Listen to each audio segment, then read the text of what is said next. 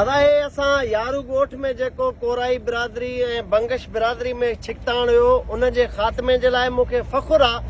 त टीम मुश्ताक सरकी जा जेके दोस्त आहिनि कराची में तमामु मुतरक किरदार आहिनि त ही सभु पंहिंजो तारुफ़ पाण कराईंदा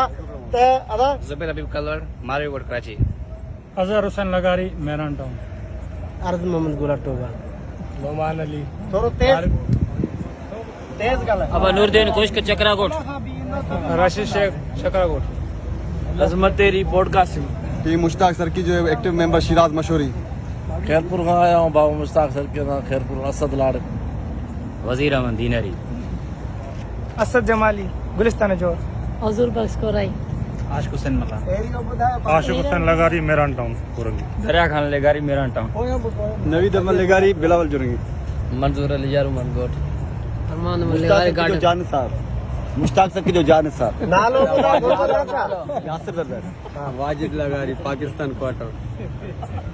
आमिर कजाफी टाउन इसाक सर की गुलशन इकबाल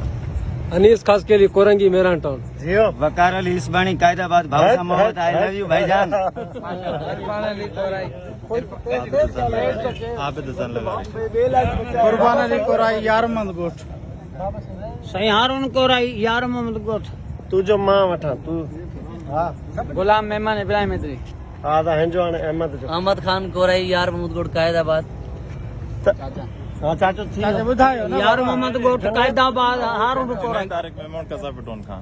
रिपीट कर रिपीट हा जुनैद तारिक मेमन कज़ाफी टोन खां बशीर अहमद रिंद गुलशन इकबाल शांतिनगर से त दोस्तो ही उहे मुतरिक असांजा दोस्त आहिनि जेके टीम मुश्ताक सरकी तौर हिते कमु कनि पिया बग़ैर कंहिं सियासी झंडे जे हिननि जो मक़सदु इहो आहे त नियत सची सां पंहिंजे सिंधी माण्हुनि जी शहर में मालिकी कनि पिया ही उहे माण्हू आहिनि जेके 20 मिंटनि में तव्हांखे ख़ुदा न ख़ास्ता कराची में रत जी ज़रूरत पए त ही मुंहिंजा जोधा दोस्त उते पहुचंदा आहिनि को थाणे वारो बदमाशी करे ही मुंहिंजा अर्धा पुट उते थाणे जो घेराव करण जे लाइ पहुचंदा आहिनि कंहिं सिंधी पोरे सां ज़ुल्म थिए कंहिं माण्हू जे रोज़गार जो मसइलो आहे त ही उन फैक्ट्री जे मालिकनि ताईं पहुचंदा आहिनि त इहा नाइजाइज़ी क़बूल न आहे ऐं शहर में को धारियो कहिड़ो बि हुजे अगवानी हुजे बिहारी बंगाली यूपी सीपी जो को दहशतगर्द गुंडो हुजे जेकॾहिं कंहिं धरती धणी सां शहर कराची जे कंहिं बि इलाइक़े में का बदमाशी करे थो त ही नौजवान कुझु ई जेके मौजूदु आहिनि ऐं ग्रुप में कुझु ॿिया बि आहिनि दोस्त जेके हिन स्क्रीन ते हाणे न आहिनि